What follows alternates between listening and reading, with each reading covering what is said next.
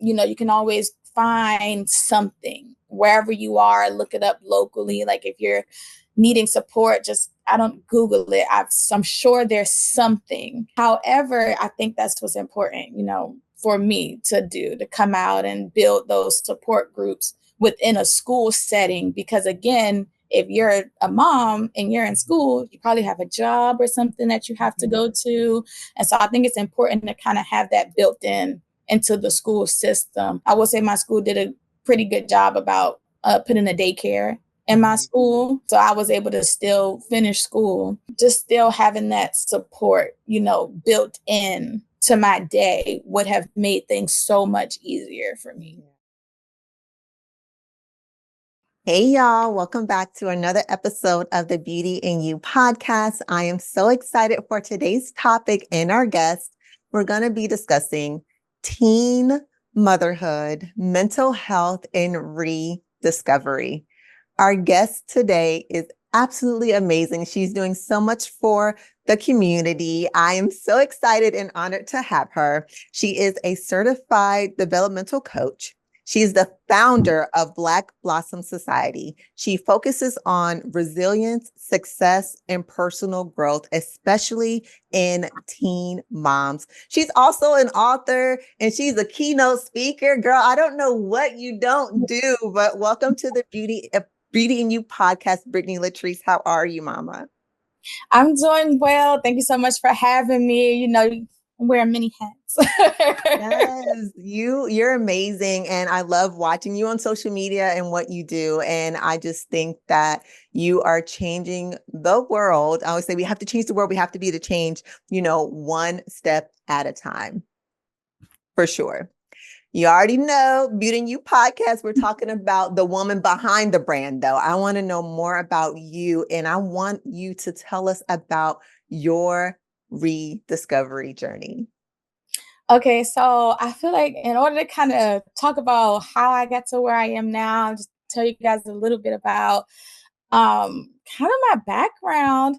So I had my children really young. Had my first daughter when I was 14, and I had my second daughter when I was 19. Funny story, I've been telling people 18 this entire time, and then one day, like a few months ago, she was saying, "But wait, if you had me on your birthday, wouldn't that have made you 19?"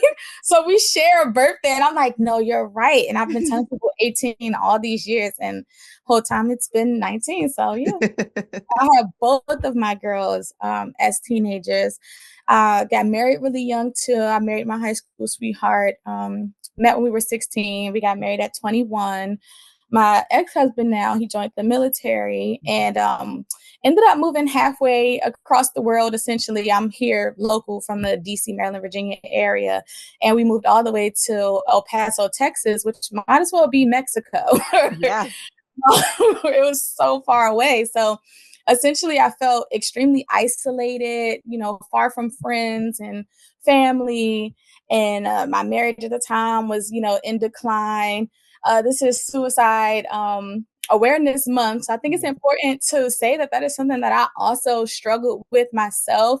Maybe to TMI, but it could be known. I tried to commit suicide about 3 times, obviously unsuccessful. And I was just alone. I didn't have anyone, and my ex-husband was military, so he was always gone. So it was just always me and the kids. I didn't have a lot of friends in the area, but thankfully I'm here and I made it. And so I finished high school. So a lot of people think, you're a teen mom, you're not going to go to high school, you're not going to finish, you're not going to graduate. We are destined to fail, essentially. So I just felt like I had a point to prove and to make things better. So I essentially tried to do college about a good 3 times. I dropped out every time just because the school schedule never really matched up with mom life. And I always had to put my kids first. And, I grew up really fast because I always thought, like, I have 1,000 certificates. If they had certificates that equaled up to degrees, baby, I might have them all. So, like, I'm always doing something because I always thought, like, what can I do now? What's going to support my family now? And I still never wanted to do, like, the lowest of the low thing, no shade or shame for anybody who do work in these industries, but I never wanted to be there myself. I never wanted to work in fast food. I never wanted to work in retail. I always wanted to make sure that I did something that I guess had some sort of status of importance to it. So I originally started out in the medical field. And I originally wanted to be a nurse, but what you'll see is a lot of people in my high school, they're not as supportive as you would think, because I wanted to be a nurse. And it's like, oh, we don't think that, with the kids, that would be a successful program for you and this and that. So I kind of notched down a little bit and became a medical assistant, which really helped out a lot because I got into home health aid. But then those hours didn't work out either because I'm having to be at one client's house at 5:00 in the morning. And then I have to be in school by 9. And then I also worked an overnight job too. So it just was tough to kind of try to balance all of those things. And so once I got married, I kind of just became a stay-at-home mom, which nobody really talks about. But stay-at-home mom is not the soft life y'all think it is. It is hard. It is not easy. And all the time it's not fun because now, mind you, I'm somebody who works a lot. Like I'm going from working like 100 hours a week to nothing. So now I don't feel like I have anything for myself either. So now kind of let's fast forward a little bit to kind of like how I got here. I want to say back in 2021, that's when I became a certified life coach. I figured, why not be able to try to make money off of something that I'm essentially doing for everybody anyway. I've always been the therapist of my friend group in my family. Literally everybody comes to me with all their problems and all their issues. And, I'm just there to be an ear to listen to. And it made me feel fulfilled. Even though I'm going through my own storms, it's easier to take a break and just kind of be in the eye where I feel like I'm helping someone else out through their struggles and their battles. And so I said, how about I just start a podcast? So it kind of started off as women empowerment. So I had a women empowerment podcast, and I would do Women in Business Wednesdays, and all the collective women that I met in my life that I know have businesses, I just invited them out to talk about their business. And then I was doing pop-up shops for my own business. So I've always kind of been like an entrepreneur in my mind. Yes. So I've always had something going on the side, right? Because as we know, the world is not made for moms, let alone teen moms. Like what are these work schedules? You got to be at work at 7:00 in the morning. School starts at 8. Yeah. Who's taking the kids to school? School is out at 3. Who's picking them up? Unless I get started on daycare. And then daycare after school stops at a certain age. So what do you do now? Leave them at home by themselves? So can't do that. You got to do something else extra. And so that was actually a battle for me too, because I felt like I was never home. I promise you, for at least a year. Okay, rewind before I say that. My ex-husband was arrested. Okay. And it was like overnight, I had to fend for myself because we didn't have any savings or anything like that. So I just had to pick up a lot of extra hours at work. I would go to work at 5:00 in the morning, and I wouldn't get off until like 11, 12, sometimes 1:00 in the morning. So my kids would literally be asleep when I left for work and sleep when I came home. So luckily, my story might be slightly different from others because we're already kind of used to that lifestyle, kind of being in the military. So they're kind of used to like both of us kind of like not being there. Cause I did work for a short stint when I was back in Texas, but it wasn't that long. I just got bored and wanted something to do. Right. I was like, this is crazy. I need something to do with myself. And so it was just like, rough, just not being able to be there, but knowing that I have to make ends meet and make things, work for my family, and what was like a huge transition for me. And all the while dealing with, my mental illnesses, at the same time. So it was just really tough because I will say, like, with my ex-husband, he made sure all the bills was paid, but like friendly, mental health helpful, no, not really. I modeled for a little while. And so trying to do something that would, give me confidence. I didn't want to be like a professional model. It just was, I'm always fighting the Yeah. battle. I'm like, what can I do that's going to make me feel happy and excited and what's going to be enjoyable, for me. So that's what made me get into modeling in the first place. But then it was always like, well, you're either really dressed up or you're not dressed up enough and you look like a bum. Kind of like those kind of conversations. Right. And I'm just like, What you want me to do? right, exactly. So it's just like I'm dealing with that too on the back end, like not having the support from my partner as well. So that was all really tough. So even though I'm a single mom now, I've always felt like a single Oh, mom, wow. like Your always. So there's so much that you just said in your discovery journey, right? Let me Mm, see, where do I want to take it back to? So I wasn't a teen. I had my son. I got pregnant at 20. I had him at mhm. 21, but I'm still young as hell. Right, right, Okay. right. So Absolutely. while my friends were, I say, discovering who they were, we had little Mhm. people Right. that we were trying to raise. And we lived in this little teeny tiny box of an apartment in a basement. Like, I'm not even gonna lie. Like, I always say, if my mom ever saw, because she's never saw that place, mom, you won't ever Mhm. see it. But if she ever saw it, she would be like, you were living here. But we were so pressed to do it by ourselves. Yeah. It was terrible. Okay. But all those things you just said, I felt every single part of that. I want to take it back to the support piece of it. I remember Mhm. finding out I was pregnant. But now, like I said, I was 20. But still, that's like scary. I'm 10 hours away from my family, by the way. I'm in West Virginia. So I went to school. And Mhm. I'm like, oh my God, I gotta call and tell my mom that I'm pregnant. Right. And Yeah. I remember calling and telling her that I was pregnant, but her reaction was actually like, oh, okay. It was like a grown-up reaction. It wasn't bad. It was just like, okay, what are y'all gonna do? And she's like, you need to finish school. I said, okay. Right. But it was like the other family members that I wasn't ready for. They were like, you gonna be a dropout. You're not gonna make it. History's gonna repeat itself. At that time, my mother didn't have her degree. So you're going to be a Mhm. dropout just like your mom. This is how history repeats itself. You and your baby's father, which is now my husband, but y'all are never going to make it. You're not going to amount to anything. And I just remember feeling so down by that Yeah. negative talk that came from people that were supposed to be my family.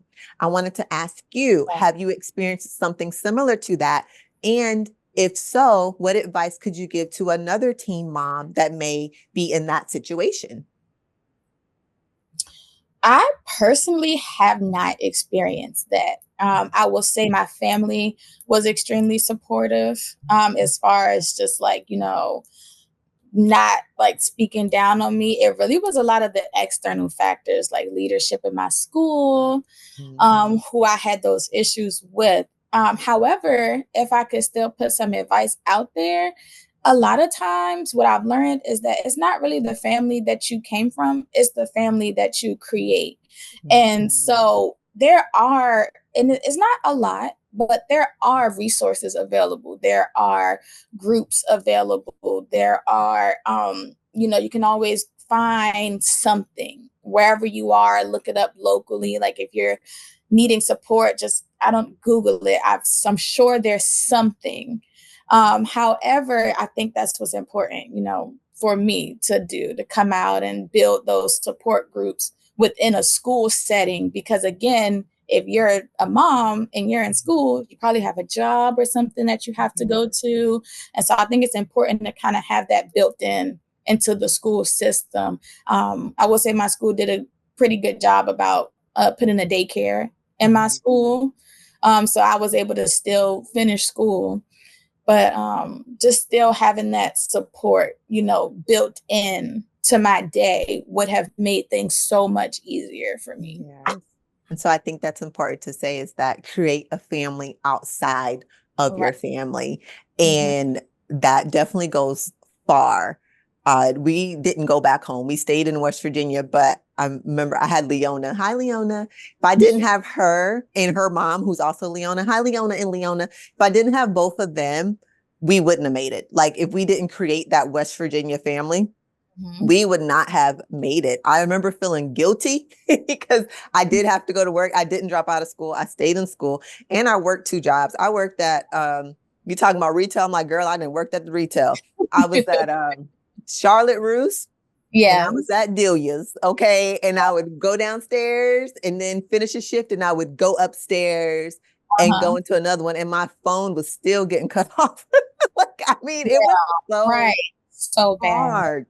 It Yeah. was so hard, but I would not change it, if that makes any sense, because it has definitely made me to who I am today. Yeah. 100%. Now, the mental health side of that, whew, that part. Was it easy? Because I'll speak from my experience, but I want you to talk about your experience with mental health. Was it easy for you to come to grips that that's actually what you're going through? Or did you experience some periods of denial, like the suicidal ideations, maybe the depression side of it? No, not really. I think because I talk a lot anyway. Okay. It was like I know, like, okay, I'm struggling. And however, I will say that I tried to do a lot of things before I actually sought out actual therapy. Hanging out with friends, just trying to insert myself into the school system. Like I have so many awards from the schools, like, but I'm telling you, nothing. Though, although those things help, it doesn't fix the problem. We need actual therapy. We need those cognitive behaviors and the coping mechanisms. And, we just need somebody to just talk to sometimes, because really that all those other things are just kind of covering it up.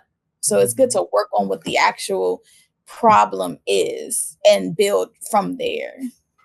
Yes, but that the actual having therapy, that's a whole nother topic, girl, because I'm like, finding a therapist, keeping a therapist, finding a therapist that understands us. Oh, yes, that part. That part. That's the hard part. It's like understanding what we're going through as African American women and our struggles and what happens within our community is very hard. It's already hard enough, I think, within the African American community, even go to therapy. Because stop telling them folks your business. What are you doing? Right? That type of thing. Exactly. The stigma. The stigma. But I say, y'all better go sit on somebody's couch. Like, I don't care what you are. You need to sit on somebody's couch because it's very important. It's very important. And I really push mental health, because I was one that struggled with admitting that I need to go sit on somebody's couch, because I was the friend that everybody came to with all of their problems. And so that means I'm the strong one. So then that means that I should be able to handle every single thing that comes at me on top of my own internal and everybody else's problems. Like I was really like dealing with all of that, then being a mom and working and going to school and trying to be a wife. I don't even know what that means, but I'm just trying, I'm trying to do everything. I don't have a real example, but I'm just doing what everyone else said I should be doing. And I'm juggling. Yes. That part. That part about not knowing what you're doing. I have no examples of how to be a wife. Whoop. Zero, right? And you're literally going through the motions of all of it. And it's so heavy. It's so heavy. And it is so easy to lose who you are as just a woman. Like you want to be the best mom ever. You're like trying to break generational curses here, but you're doing bad cards, but we're going to get out of it. And you're trying to make it all work. And I just say it's a lot. The mental health part, it's a lot. But I do now, so many years later, my son is 16 now. I see a change in us talking about mental health more, and people like you, making a way, especially for teen moms, to have a place to talk about that. So I do see a change, but the mental health part, it's hard. Mm-hmm. Mm-hmm. It's Mm-hmm. absolutely hard. What advice would you give to that mom, that teen mom that is struggling with her mental health? Honestly, reach out. Let someone know what's going on. Don't feel, because a lot of times what happens, especially with Black women, right, is that we might be depressed, but it gets written off as like the angry Black woman. Oh, yes. No, or we might have anxiety, but we're just being loud and obnoxious. Mm, It's not recognized by the world that we are even having a mental health issue to begin with. So just kind of sit with yourself and evaluate, like, what are the things that I'm feeling? Am I feeling sad? Am I feeling anxious? Am I, and what could these things be coming from? And then just, it's important to learn a little bit how to be a little bit more self-aware, which is not always easy. mhm. And then even when you do know, it's hard to figure out how to get outside of your bubble, because that's what I struggle with. Like, again, when it came to like the people that are supposed to care about me and love on me, it's the people I'm trying to escape at the Yeah. same time.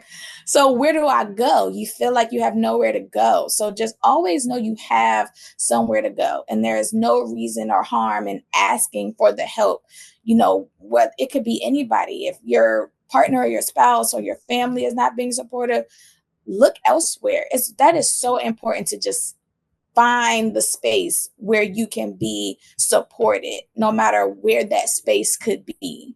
It could be your best friend. It could be like, a lot of times, like public services or like social services and things, they have Mhm. different groups or outreach or different things that you can do. Like, let someone know, hey, I'm feeling these ways, all the way down to a doctor's appointment. Okay. They don't have those little questionnaires in there for Or nothing. Tell nothing. the truth on the questionnaires so that they can offer you some assistance. I promise you, the moment you put that if you put a 1 on that 1 to 10, they're offering you some type of mental health support.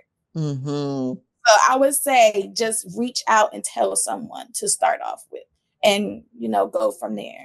Yeah, that connection part is two parts. The honesty part and the connection part, I think, are so important on your mental health and even healing journey because, well, you have to be completely honest with yourself to be like, okay, for real, I need help. Like, this is not working. And then be honest with yourself about what you're seeking help about. Don't Mhm, cover it up. Don't try to be like, well, technically he is mean, but I know. No, no, no, no, mhm, no. I'm not mhm. comfortable here. I'm not getting what I need. I'm not being fulfilled out of the situation, or I don't have support from my family, or my mental health is really shot right now. Like, I'm with these kids all day. I have no Right. adults to talk to.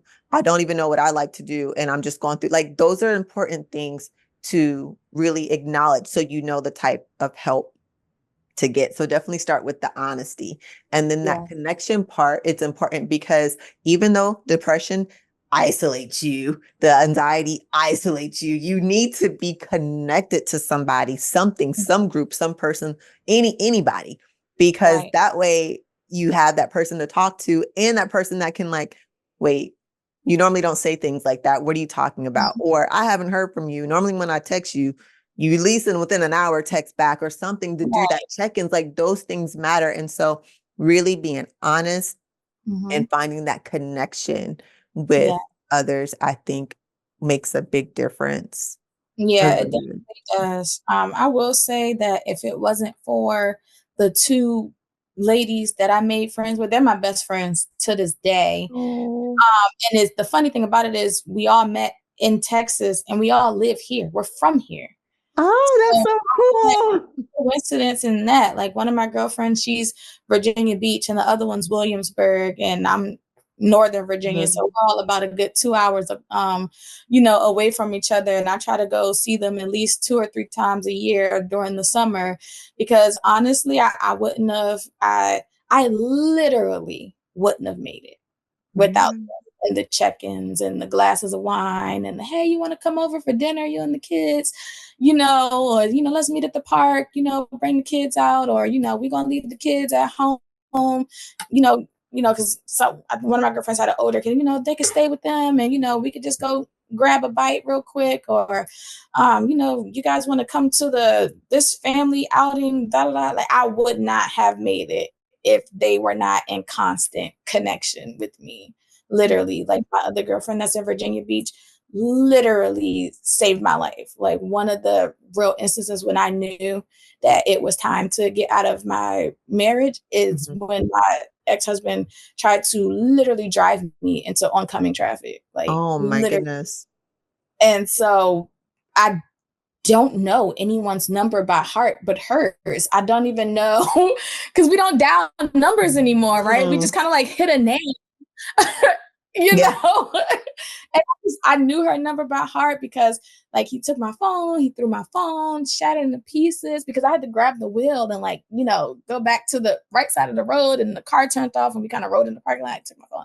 It was a whole thing. I kind of had to Tina Turner it, right? I'm Oh running my across the goodness. highway, and I had to run inside of a restaurant. I had to use their phone. I called her and she picked me up, and I stayed at her house for the night, and she literally saved my life. Like, you gotta have someone.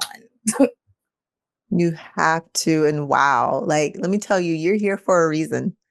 You are here for a reason. And thank you for sharing that. Thank you for sharing your story, because it's going to change somebody's life. You're definitely here, Yeah. like I said, for a reason, and you're here to share your story and to continue to empower other women, which you are doing each and every day. So thank you. Thank you, thank you, thank you. Thank you for giving me the space, because I don't talk about myself a lot, and I feel like that's something that I should get better at doing, so that people don't feel like, oh, she's just another one of those social media like gurus. I really do try to speak from my personal experience, but I feel like a lot of times I hide my personal experience and kind of just speak from the space where I'm at now Mhm. without telling people how I got here. So I appreciate the space to be able to tell my story, actually. Absolutely. And that's the purpose. I think that people do, they see our pretty squares on Instagram and they see our Mhm. Facebook and TikToks and things like that. And they're like, wow, they're doing some amazing things. And it's like, yes, we are. But if you kind of think about it, it came from a place of hurt. For my experience, it came from a place of hurt and being lost and not knowing anything, literally just going through the motions. So it's important for me to show, like, yes, I can sit in here and do all these special things, TV and things of that nature. But I didn't always start there. I started way over there, working my 2 jobs, Hey, getting my heavy on the phone, yeah, phone cut off, looking crazy, being in the basement, trying to figure out what I'm going to eat. Yes, that is a part of my story too. And so, yeah. if we can do that, you all Mhm. can definitely do it too. Definitely, Absolutely, 100%. definitely do it too. Now, you have your coaching. Okay. Walk me through what it's like to work with you as a coach. I think it's really fun. Because I worked so hard to build up the program that I have. And a lot of the basis of my program came from my healing journey, right? Like you said, it comes from a place of hurt and growth. So, one of my first steps in my healing process was going on women empowerment retreats. I started doing those about 2 or 3 times a year. Shout out to Janisha, because girl, I literally found her through like a women empowerment hashtag. And it was just like, oh, I'm doing these women empowerment retreats. And I would just go on them like 2 or 3 times a year. And she doesn't do them anymore. But it was literally there for me, Mhm. and it was just beautiful. And so a lot of the things that I learned at those retreats, I was able to implement them into my program.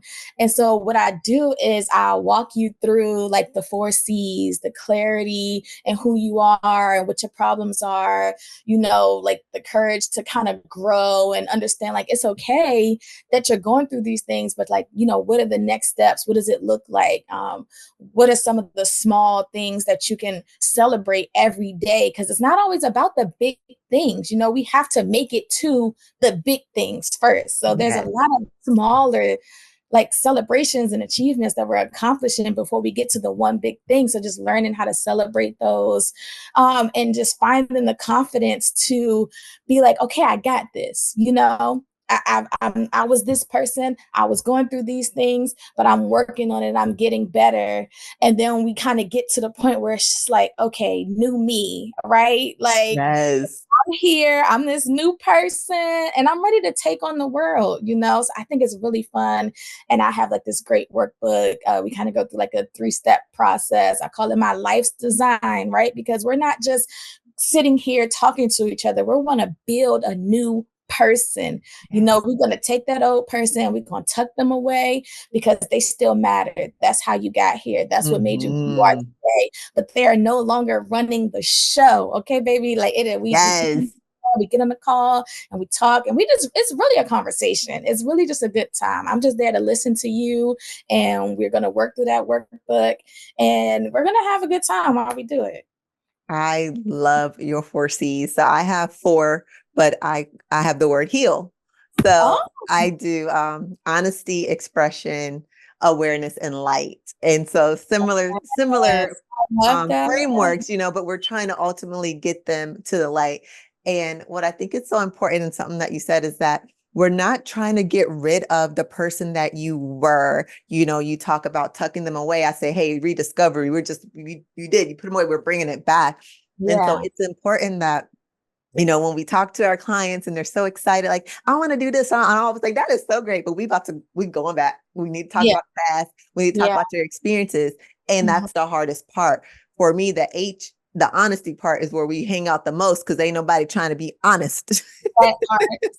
Okay. And so I love what you said. It's like, we're not trying to get rid of them. We just tucking them Mhm. away. We got to maybe revisit them, talk to them a little bit, let them know, like, we ain't forget about you, but this is what I learned. And this is where I'm going. So it's so exciting that Yeah. you are doing this. And I hope that you are so proud of yourself and really enjoying your moment too. As much as you want your clients to enjoy where they are, I hope that you are enjoying where you are in your journey. Yeah, 100%. It's not always easy Mhm. because honestly, for whatever reason, there's still like this small, weird little piece of guilt that likes to hang around. Like, Mhm. just certain things that, you have to sit down. Like, I Mhm. can't tell you how many friends I've lost. Mhm. So this is like, I want to go and I want to do this and I want to do these things and I want to be with y'all. But right now, this is what I got to do. This is my path. I just need y'all to respect it, and just like support me. But then it's like, dang, am I a flaky friend? Probably, but like, I love you, but I got to do what I got to do. Or It's like, even with the kids too, it's just like, okay, I know you have your things and we did your things, but I'm gonna, I just need y'all to just give me a minute, let me do my things, and get it together. And now me and my oldest daughter, she's just started her freshman year in college. So I feel like we're both like in our freshman year of college and we're probably gonna graduate about the same time. So it's just like we had a little study session this morning. It was super cute. We were sitting at the table, she was doing her work and I was doing my work. And I'm like, okay, these things can coexist sometimes, but not all the time. Sometimes I just need to do my own thing. Yes, but that's important that you're communicating that. You know what I mean? Like, that communication goes a long way, especially because we do have our own journeys. So now that I'd say I'm living in my light era, like I am in my light era right now. So I don't know what to tell y'all, right? But it's 2 parts to that. The friend part. Okay. I I was just talking to my husband about this. I have lost some friends along the way in this journey. And it has been a little difficult when I do my own self-reflection, because I remember telling them, like, I want to do this. I want to do this. I want to do this. I want to do this. I just gotta, I gotta work on myself. And I'm doing those things. And I thought they were going to be right here with me, Yeah. Yeah. and they are not Mm. here with me. I have Yeah. a new friend group now. Yeah. And what I've noticed is my new friend group don't stress me out. Yeah. They're like always supporting me. Their phone calls are not of a panic. It's a girl, what Yeah. you doing? Let me tell you about that. We're laughing. Uh-huh. And I'm Uh-huh. like, wow, I really had to reevaluate that. But I've also grown a lot since those relationships too. And Mhm. so that part is like, yeah, I thought they were going to be here, but maybe they weren't meant to be here because not everybody is meant to go with you along your journey. And so I think that's Yeah. important to point out. Like once you start your growth journey, you're going to lose some people along the way, you guys. Like it's going to happen and it's okay because not everyone is meant to be with you. And those that are with you as you continue to move on, that's what you want around. Like those that understand, like, girl, I understand you can't do what you doing on Sunday. Oh, you got 4 podcasts. Okay, we got you. We understand. We'll hit you. Those that understand that are the Yeah. ones that matter. Absolutely, 100%.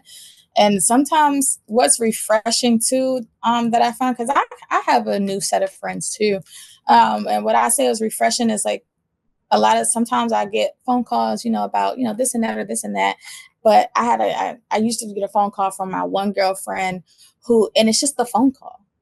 We're laughing, we're giggling, we're not sitting there going over who got what problems. It's just light and airy. And sometimes that's Mhm. really nice too, to just know you're gonna get on a phone call and crack a smile and just breathe. I don't have to be the therapist today. Thank you. I could be goofy and not have to be solving problems. Like, oh my God. Yes, that's so nice. So yeah, absolutely, 100%. Oh my gosh. And the second thing that you said within like with the kids having their own thing and that Mhm. communication part. So what I found was it was important for me to let them know that if mommy's not full, y'all not full. Mhm. Because if I'm stressed out and I'm not doing these things that I love, and it's not going to be pretty for no one. And that took me a while because, like I said, I mean, you can relate to just being a young mom and you're like hustling. Yeah, we hustled. We was hustling, girl. Hustling. Like, Okay. That part. yeah, it's like hustle, hustle, hustle. And then we were empty and depleted and just, I don't know what we was doing, but we was trying. We was making it though. But it's like just feeling that emptiness. And now that I know what it's like when I am full and I Mhm. know what it takes for me to be full, I Yeah. have to communicate like, ooh, mommy's getting low. I got to do this for me. I ain't nobody's mom right now. Don't know what to tell you. I'll be back. I love you, but I have to go. And so the finding my voice part was a little difficult, I would say, in the beginning, but I'm very vocal now. I can do it Yeah, now. yeah, 100%. Anytime I go on vacation with my kids, I'm like, I'm not your mom, I'm your sister, and it's believable because I'm like this much older than you, so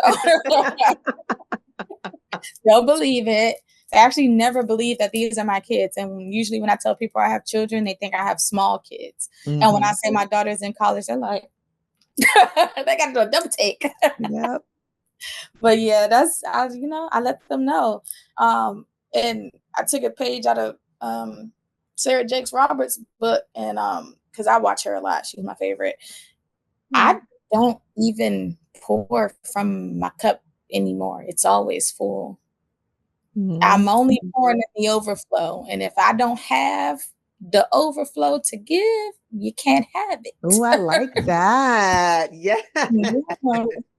So just trying to do things that are enjoyable, do things that are, fun and fulfilling for me.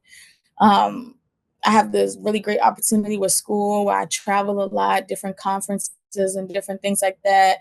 And just doing what I feel like is best for me. And I don't know if you ever read the book, The One Thing. They have something in there. It's called counterbalancing, where you give each thing its own time. Mhm. So if I'm working, if I'm with my kids right now, I'm with my kids. There's nothing else happening. Yeah. If I'm doing schoolwork or if I'm with school, there's nothing else happening. If I'm hanging out with my friends, there's nothing else going on. Like everybody has undivided attention, And I thought if y'all have not read The One Thing, it's really a real estate based book, but it's really good. Like you should Yeah. read it. It'll I'm work for gonna read everybody. it. Like that counterbalancing piece of it is really great. So, and listen, if it's not on the calendar, it doesn't exist. So, Oh my gosh. I say that too. If it's not in the calendar, if it's not in here, It's not happening. I don't really know what to tell. Did you put, or we have a whiteboard too? If it ain't on the whiteboard, Oh, yeah. I don't really know what to tell you. What you talking about? It's not gonna Yeah. happen. I think it's so important to be, intentional. And whatever journey that you're in, rediscovery journey, healing journey, mental health journey, you're going to have to be intentional about your actions and intentional about where you're going. So that all that honesty and that intentional in the calendar, like put yourself in your calendar, put yourself like, I am going to do this at this time and actually do the action behind what you said. It's Hmm. definitely going to take you a long way, but you have got to be intentional, whatever journey that you're on, in order to get the result. Absolutely, 100% agree. Oh my 100%. gosh. I have enjoyed having you on this Yes. podcast today. You have been absolutely amazing, like I know you would be. Can you tell the listeners where they could find you on your socials?